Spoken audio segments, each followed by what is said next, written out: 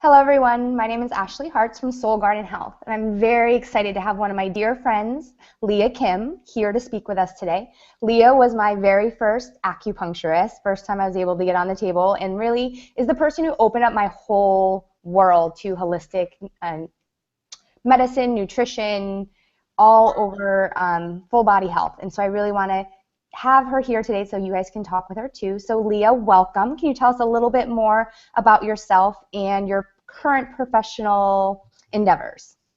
Great. Hi, Ashley. And it's an absolute pleasure to be here speaking to one of my absolute favorite people.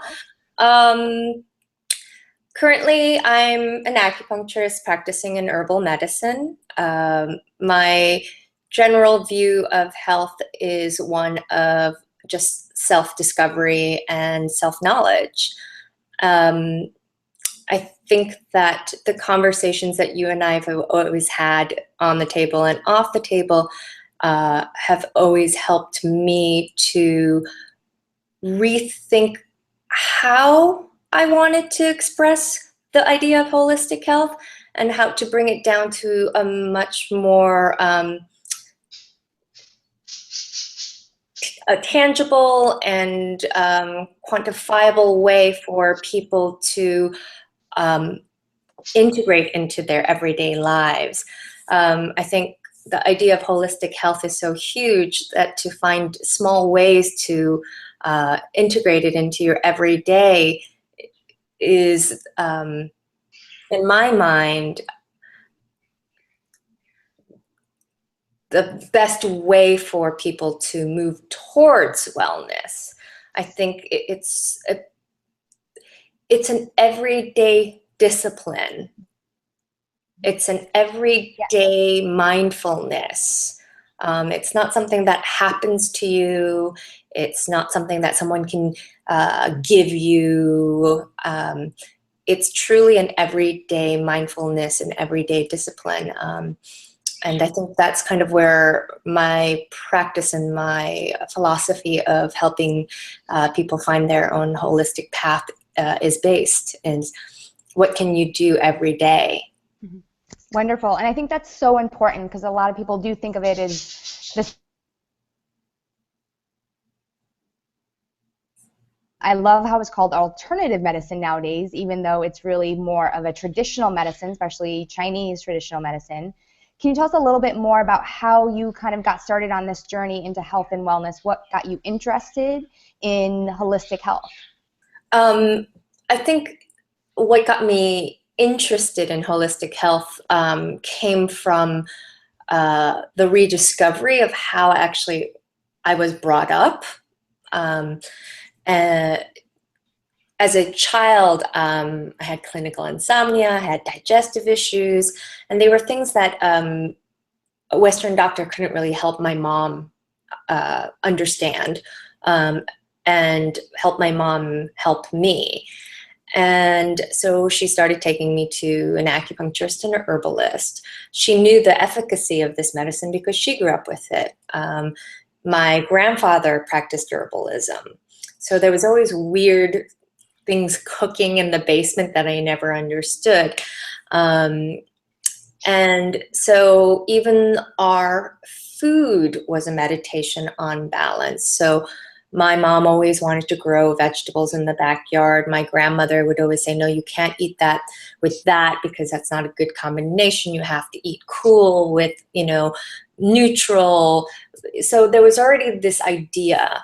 And for us, it was just, oh, that's what we did as a family, or this is what we did as a culture. And it wasn't until I was much older and I went back to acupuncture that I realized that there was a theory and a philosophy around why we did the things that we did in my house. And I think that's when the interest came. It was when the discovery of my everyday outlook on what I did, how I spoke, what I ate, was actually based and rooted in Oriental medicine theories or Eastern theories. So that's how I became interested. I became interested in got into the field of Chinese medicine because when I was working full time at a very stressful job, a lot of the problems I had as a child came back, and I knew that I needed to go see an acupuncturist and an herbalist because a Western doctor had never really sort of been able to fully address these issues. Mm-hmm. So I went back, and as an adult, I started to ask questions and became very fascinated with why they were sticking me with needles or giving me really bitter tasting formula. And I was so intrigued that I decided, well, I'll take a basic class. And that sparked the interest, and that sparked a discovery, a connection to what was an everyday part of my life. And that's how I ended up transitioning from my previous career in fashion into Oriental medicine. Okay, great. It's so common from other healers and people who work in this field. So often they have this personal journey, some kind of health condition that they overcame or learned about or was, faced with that, like you said, they were looking for answers, and this holistic approach, a more natural approach, was what really got them the results. So in your practice, what are some of the ways that you incorporate this passion for herbalism in helping your clients? I first explain to people that herbalism is medicine, right? But herbalism is also everyday food. And in Oriental medicine, the foundation, or the most valued pillar of medicine is not herbal medicine, it's not acupuncture, it's actually food. Food is true medicine. And so I start with explaining to my clients that herbalism starts from what you buy in your home, what you bring into your home, what you cultivate in your gardens, or what you even cultivate in terms of tastes in your mouth. So how herbalism is utilized in my practice can be as simple as, hey, how about including some mint into your flavor profile to help you discover freshness or discover feelings of refreshing tastes, or something that elicits a certain kind of response, physical and emotional, to something as complex as, let's take a look at your situation and come up with an herbal formula. So it ranges. Herbalism to me isn't just about, these weird little plants and roots that Oriental medicine doctors put together. Herbalism is, hey, have you thought of taking some mint and crushing that and adding that to your tea to open up your sinuses? Oh, you burned your hand. Take a very thin slice of potato and lay that on there, because the thin slice of potato will draw the heat out, and the starch will actually help with the healing process. That's herbalism, right? It doesn't have to get complicated. It could be as simple as, this thing that I have in my home that is on my sill can provide me comfort, relief, aid. Wonderful. Yeah, and I think one example that I have from you that I still use all the time with clients is, I remember we went to Nicaragua together for our retreat, and many of us from traveling had digestive upset, or belly issues from traveling, different food, different waters. And to this day, one of my favorite things to do is put cilantro in my smoothies. And you had the chef make for us special avocado, cilantro, pineapple smoothies that were amazing and very detoxifying, cleansing, delicious, all of that. So what are some of your favorite easy to grab everyday American foods that people might not realize are medicinal that they have in their kitchen all the time? Um, that's a good question. Um, it's so hard to understand what would be an American kitchen that's not processed, right? But okay, like again, an example, potatoes. Most Americans are going to have potatoes, right? Potato starch water, it's a good cleanser, Okay. right? You can also use ginger peel, and you can boil that into a tea if you're finding that you're having, certain urinary discomfort, right? Because it's a natural diuretic. You can also crush ginger into a poultice and use that actually to help vent rashes along with mint, right? Um, it's also a great way to warm up the body internally, but also externally. Um, in terms of food stuff that most Americans will have that we can think of as medicinal, um, fennel is such a great thing for the digestive system. Parents can keep cinnamon and ginger and lemon always in the house, because those three things can create a really great tea to help children and adults with colds, to help fight a cold, to help push a cold out.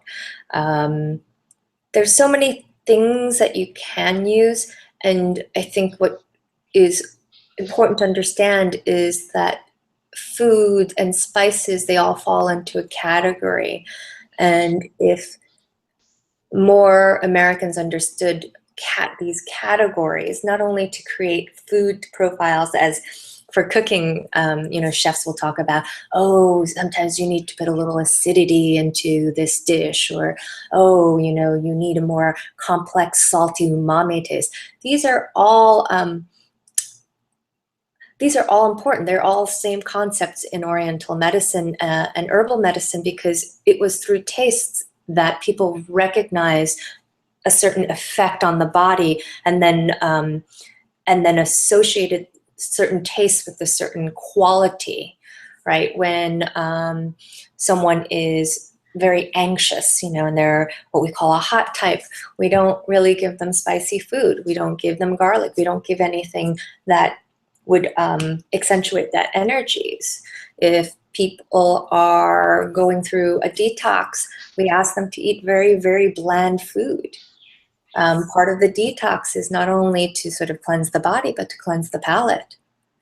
If you clean your palate and you're able to taste something as simple and pure and delicious as a strawberry, right? Then you might not always reach for that chocolate ding dong that's full of sugar, because your taste buds have gotten itself a reset and a detox. So looking at your refrigerator and stocking it with categories is much more important than trying to be like, I wonder what's in my refrigerator that's medicinal.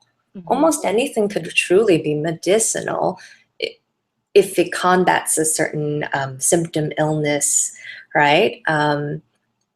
You first have to look at what you want to stock in your refrigerator as that may be medicinal.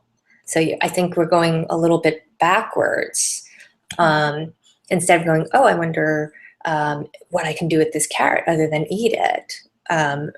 We should start shopping and producing food that goes, okay, I'm going to create a overall dish that is, medicinal in nature, or is great for the ailment I am currently experiencing. Carrots are a great example of they're really great skincare stuff. Again, you can use shredded carrots to help, and shredded cucumbers to help the skin, to cool, inflammation can be brought down actually with cucumbers and carrots, right? So those are the things that I think we can look into. I have a love for what do you call it? Cauliflower. I think Oh, yeah. cauliflower, right? Everybody loves it. You can Yeah. make cauliflower pizza now. You can make cauliflower rice. But one of the things that I love about cauliflower is its beautiful taste and blandness, right? Hmm. It's so great for eating mindfully in the sense of looking for something um, in the taste of cauliflower that is so pure, that is so subtle, um, and understanding that from there you can start to go, oh, that will taste really good if I add a little bit of turmeric and maybe some garlic. And so already what you're doing is you're starting to understand what your body might be craving, what it may need. Hmm. So again, you're starting to look inward to say, how is my body craving something? We all know, oh, there's something wrong if you're constantly craving sugar. Great. But what about the flip side? When have you sort of sat and thought, what are the other flavors my body craves? Oh, I'm craving salt. I'm craving sour. I'm craving something pungent. They all correlate to certain organ systems in Oriental medicine. And again, as a practitioner of Oriental medicine, we don't live in your body. We can only make the assumptions by asking, hopefully, the correct questions. But what we really rely on is your own self discovery and insight on what you're perceiving. Yeah. So, I think uh, so much of it is something that we know is the answers are in our body. We know that they are, but we kind of have this veil. In yoga, we call it, we have to polish the lens because we can't see what we can really see and understand. And I think as a practitioner, you do that beautifully of opening up people's minds and ways to explore their own body and kind of guiding them on that journey. And some of the stuff you've talked about of, getting involved and really knowing what's in your refrigerator. When we started talking about having this call, one thing that I loved is how passionate you are about this topic.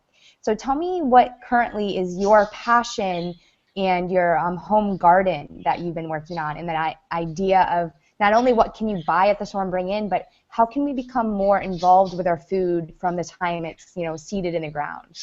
um, I love gardening. I have to say, I mean, we grew up with it, and for a long time, living in New York City and in an urban area, it's difficult to garden, so you lose contact with that.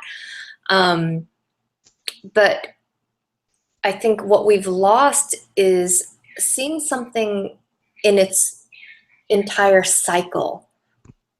We as humans who don't get a chance to garden, who are close to earth, we lost that connection of seeing something from seed to harvest to death and renewal, right? And how it's tied into the seasons and the nuances of the season.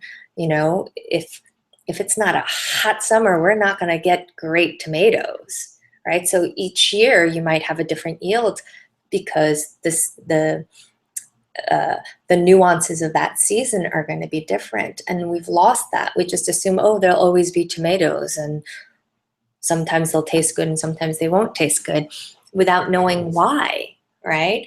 My passion right now, living in my tiny little dark apartment in New York and trying to carve out that one little bit of sunlight and space, is to cultivate scallions and ginger, if you can believe it. Um, it is true that you can take a scallion and cut it down to the white part and then stick it in some water and it'll regrow. And that's been, my favorite thing to do, just for the sheer fact of watching something regenerate and being so grateful now to just be like, all those years I threw that little bit away where I could have still coaxed it to grow and provide a little bit more, and how unbelievably grateful I am for that tiny little nubbin to just give me maybe an extra 2 inches more of scallion, right? Or leeks. I'm also growing on my tiny little windowsill, my regular herbs. Like for me, I love dill. I love cilantro. So those are growing, and though they're cooking herbs, most people will think of cooking herbs, they're also really great digestion herbs, right? So I know if I've eaten something I shouldn't have, I could always cut those and put it into my salad, or sometimes I just steep it. But what I do love that I'm currently growing and watching is, I took a small nub of ginger, stuck it in the earth, and waited. And here is this new plant growing. And because it's a rhizome, it's now sending an offshoot. And so I'm going to have another tiny little ginger root growing. And that has just been really exciting to watch, to know that there's this regeneration, that with some patience and cultivation, I'm going to have a double fold yield, Awesome. Yep. I did the same ginger trick with my mom, and we did that. I saw the video, and so good to know that it works, because she like would text me or call me a month later. She's like, "Here it comes." So And it's exciting, and it's something so, simple. We never think about that. We just go to the, supermarket and buy a nubbin of ginger, and oh, we're out of ginger. I got to go to the supermarket and get a nubbin of ginger. It's not hard to just throw it in a pot and just watch it grow. And there's something that's so special about being connected to something that you're growing and you're bringing in and you're smelling and tasting and just involved with. Digestion starts visually before we even put anything in our mouth, and also, the texture in our hands. That I think, as a culture, one of the problems that I run into with clients that they struggle with the most is they're not connected to what they eat.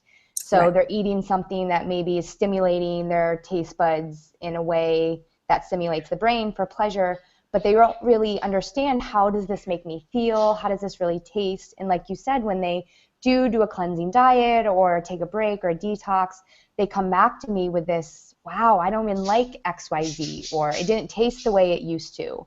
And the food itself that they're eating hasn't changed. It's their perception of it that's changing. Exactly. It's a detox of the taste buds, right? Detoxification isn't just the bulk of what we eat. It's also how we perceive the food, and those tastes change along with the changes that happen physically in your body, right? What you crave is also an indicator of what is going on in your body. So to be acutely aware of how things taste to you, what you crave, what you feel repulsed by, can help you add another layer of knowing where your level of vitality is, right? So it is important to know how to taste things. It's important to know how to taste subtle things. It's important to know how to taste nothing. And I think our culture has forgotten how to incorporate a very important taste, bland. Yeah. And I think that's really important, that most of us, if we're asked to say, name something that's sour, that's pungent, that's bland, we might not know how to say that. Pretty much we know salty, we know spicy, we know sugar. What are some of the common, or, unfortunately common things that people are struggling with, that you can notice by certain things that they are either having or not having enough of? Is there anything that comes up quite often that you work with? I find that there are people who are addicted to spicy food, right? They love spicy food. They always have to have spice. They have to put spice on food. If it's not part of their cultural upbringing, right? Like I'm Korean. As soon as we can pick up food, we're introduced to spice, right? Or even coming from a culture having spice, if I watch people just eat only spicy food and not partake of all the other flavors, and I'm watching them and their demeanor, their behavior, their thought patterns are scattered, they're overly energetic, they're anxietal, I know that they're adding to that fire with the taste, right? So you have to moderate that, you know. And so you ask them like, well, what other foods are you enjoying? Uh, can you abstain from eating spicy food for 2 weeks and then see how you feel? Can you explain why you need the spicy food other than, oh, I love spicy food? Well, why do you love spicy food? Well, it tastes good. Well, what's the taste like? You know, spicy. Well, yes, you know, they don't know why, you know, and a lot of times they don't realize that the spicy food adds to their like, oh, gotta go kind of energy, and it's part of the reason they crave it. And so to balance that out, you have to explain to people that taste, it's a stimulation. You have many receptors on your tongue that are going to sway you one way or another. And by creating a certain mindfulness and meditation and triggering these receptors even in your mouth can also influence just your mental state. So, you know, I can't stress, you know, people who work towards helping you discover your truest self, your healthiest self, such as you, me, any practitioner who is available to help anyone on their path to wellness, I think we all would agree, we can't get you there if you don't know how to even recognize how to take the baby steps. We can tell you all the good things and the bad things, but until you have that first experience of, wow, I stopped eating spicy food for a month and realized that I feel a lot calmer. Until we can get our people to actually experience that what we put truly into our body affects us on so many levels, it's very difficult to get people to understand that holistic health or wellness really truly is in the choices that you make on an everyday level, on a every hourly level. You know, it's all about how you choose, right? Great.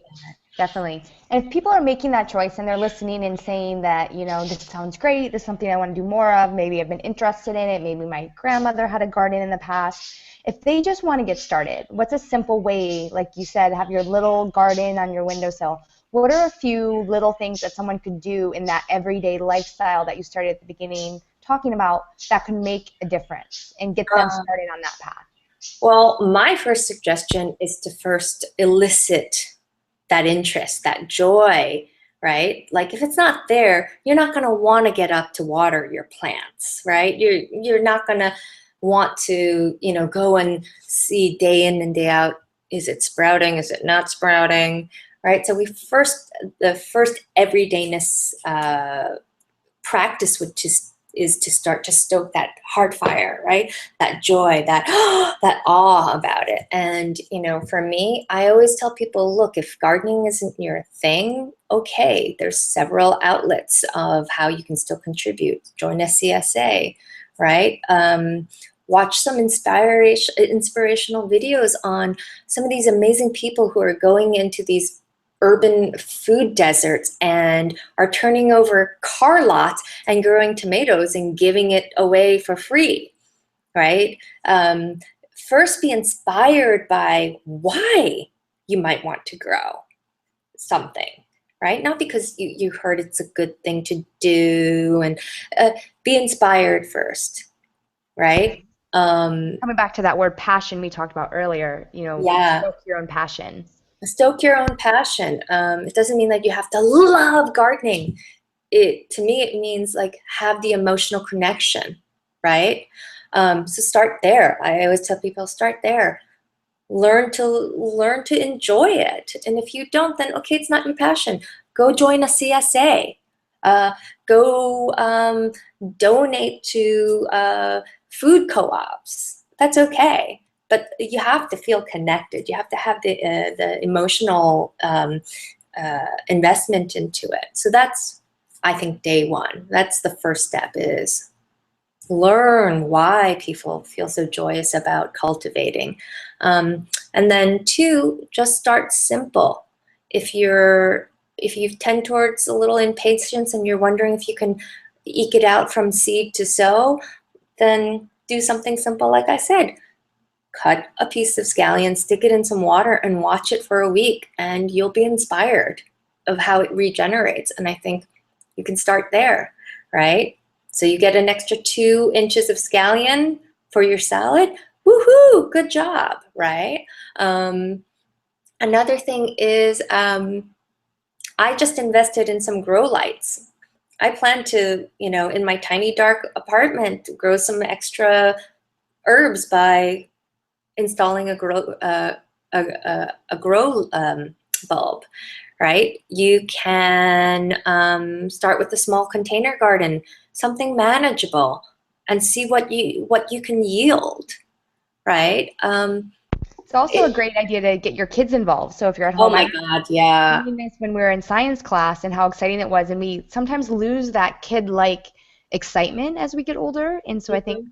bringing younger people involved who do like look at this at the first time, and I love that over and over you've used the word regenerate, which I think is perfect because that's exactly what the food then does within the body too, is Right. help us to regenerate. And being able to pass that on to our kids, our nieces, our nephews, our neighborhood, group, I think is so important because it goes beyond just what we're doing for ourselves, but what we do with these herbs and these plants gives back to the whole environment. I agree. And again, for me, the passion is to see the cycle, right?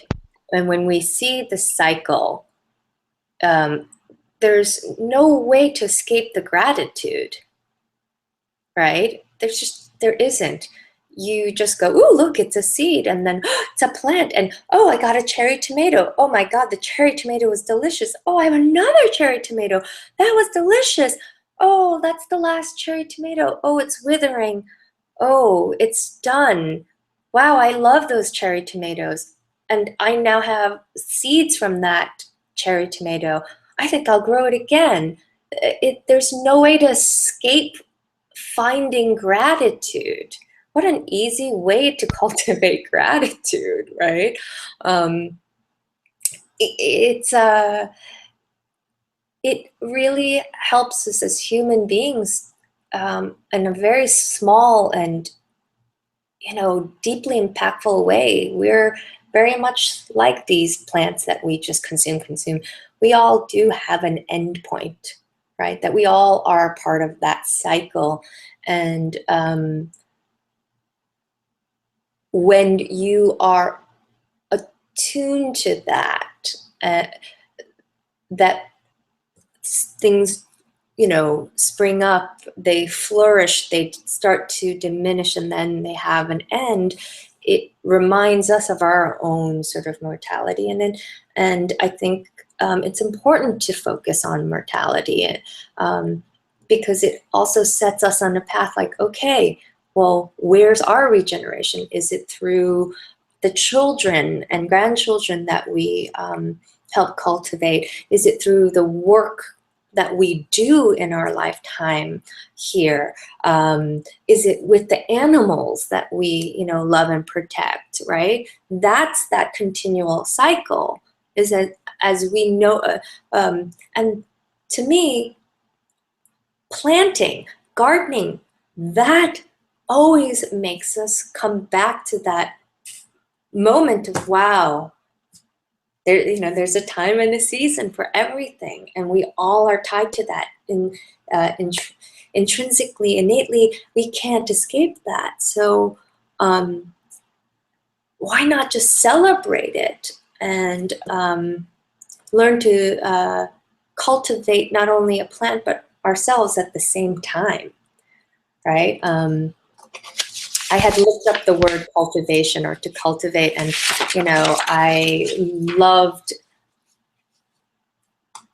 the definitions of it. And though we know, most people know what the word cultivate or cultivation means, I love breaking it down to its basics. And if you look up that word, it talks about to acquire or to develop, to improve or prepare a quality, a sentiment, a skill.